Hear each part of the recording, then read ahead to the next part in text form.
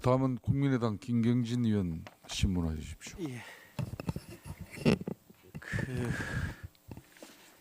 우리 사회가 언제부터 이렇게 뻔뻔해졌을까라는 느낌이 이번 청문회 과정에서 매번 드는 느낌입니다. 이제 가장 기초 중에 기초인 인성, 무엇이 올바른 것인지 이런 부분에 대한 어떤 교육의 중요성에 대한 사회적인 얘기가 다시 한번 뼈저리게 오고 갑니다. 어쨌든 지금 이 청문회를 혹시 특검 관계자나 또는 검찰 관계자께서 보고 계시면 지금 이 얘기를 드리고 싶습니다. 우선 아까 정동춘 증인이 그저 권고에 불과하니까 그 권고 차원에서 듣겠다라고 얘기를 하셨는데 실은 특검이나 검찰 관계자들이 지금 사실 직무를 유기하고 있는 부분이 하나 있습니다. 미르나 K스포츠 재단에 지금 800억대 이상의 자금이 모여 있습니다. 이 자금은 셋 중에 하나입니다. 박근혜 최순실 일당이 뇌물로 받았던 돈인지 아니면 박근혜 최순실 일당이 기업체를 상대로 공갈을 쳐서 이 공갈죄의 피해 금액인 작물이든지 아니면 기존의 검찰이 공소 제기를 했던 직권남용 과정에서 생겨진 모아진 자금이든지 셋 중에 하나입니다. 저 개인적으로는 박근혜 최순실 일당에게 뇌물로 제공된 자금일 가능성이 매우 크다라고 보고 있고 최종적으로 특검에서 그 수사의 결론도 그렇게 나리라고 기대를 하고 있습니다. 어쨌든지 간에 이런 자금을 바탕으로 해서 이 자리에 앉아 있는 정동춘 증인 같은 경우는 월 1,200만 원 급여를 받고 있던가요? 맞습니까? 770 정도. 월 770의 급여와 자동차를 제공받는 것으로 알고 있습니다. 이건 있어서는 안 됩니다. 특검 또는 검찰에서는 즉시 이 미르나 K스포츠의 자금 전부에 대해서 범죄 수익의 일종으로 보고 압류 조치를 취해 주시기 바랍니다. 그 부분을 제대로 하지 않으면 특검과 검찰 역시 상당한 비판이 있을 것 같습니다. 그다음에 조윤선 증인, 마지막으로 한번 물어보겠습니다. 아까 우리 도종환 의원께서 질의할 때 2015년 국정감사에서도 이 블랙리스트에 관한 문제 제기가 있었다고 하니까 그렇다고 답변을 하셨죠. 예, 그 교문위에서도 지적해 주신 사항입니다. 2015년 당시에 증인은 정무수석이었죠. 저는 2015년 5월에 그만뒀습니다. 그러면 2015년 국정감사 당시에는 아무것도 아니었나요? 예, 저는 그냥 쉬고 있었습니다. 쉬고 있었습니까? 예. 저 화면 한번 좀 띄워보 주실래요? 박근혜 대통령.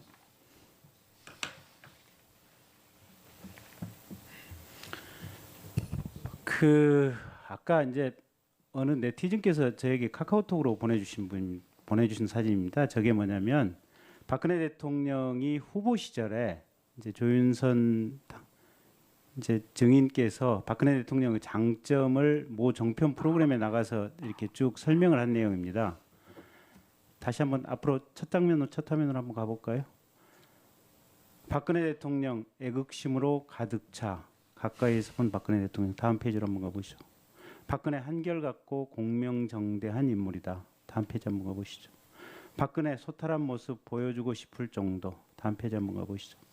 박근혜 상의하고 소통하는 모습 보여. 한번 다음 페이지 가보시죠.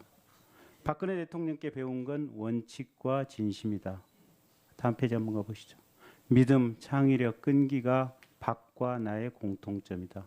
다음 페이지 한번 가보시죠. 끝났나요? 네, 됐습니다. 저는 저 얘기를 드리고 싶습니다. 그러니까 2015년도 국정감사에 조윤선 증인이 무관이었다면, 아무 직책이 없었다면 그 점에 대해서는 조윤선 증인 본인을 탓할 수는 없을 겁니다. 그런데 조윤선 증인이 저렇게 생각했던 박근혜 대통령이 2015년 국정감사에 이미 헌법과 법률을 위반해서 범죄 행위를 저지르고 있는 문화예술계 블랙리스트라고 하는 범죄 행위를 체계적으로 저지르고 있다는 것이 국정감사장에서 국회의원에 의해서 문제 제기가 됐는데, 원칙을 존중하는 박근혜 대통령, 또 대화와 소통을 한다고 하는 박근혜 대통령이 그 점에 대해서 아무런 내부 조사, 국가 전체적인 진상 조사, 문체부 내부에 대한 조사, 청와대 내부에 대한 조사 전혀 없이 2016년도 최근까지도 그 블랙리스트가 실제 집행되어 왔다고 보여집니다. 그러면 결국 박근혜 정부의 철학, 박근혜 정부의 사고, 아까 하태경 의원께서 정확하게 지적을 했다고 봅니다. 박근혜 대통령의 민주주의에 대한 의식, 사실상 저는 제로라고 봅니다.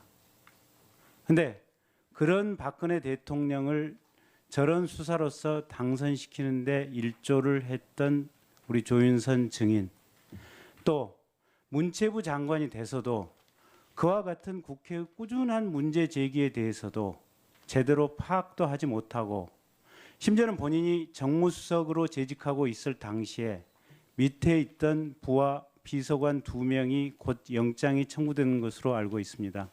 그런 상황임에도 불구하고 여전히 본인의 책임을 회피하기 위해서 말꼬리 잡고 앵무새처럼 같은 말만 반복하는 장관, 이게 현재 박근혜 정부의 문제였다고 저는 개인적으로 생각을 하고 있습니다. 그런 장관들의 자세, 철학, 또 그런 대통령의 통치 철학, 정치 철학이 지금의 2017년의 대한민국을 이 모습으로 이끌어왔다라고 생각을 하고 있고, 앞으로 있을 수개월 내에 있을 대통령 선거에서 우리 국민들께서 정말로 심사숙고해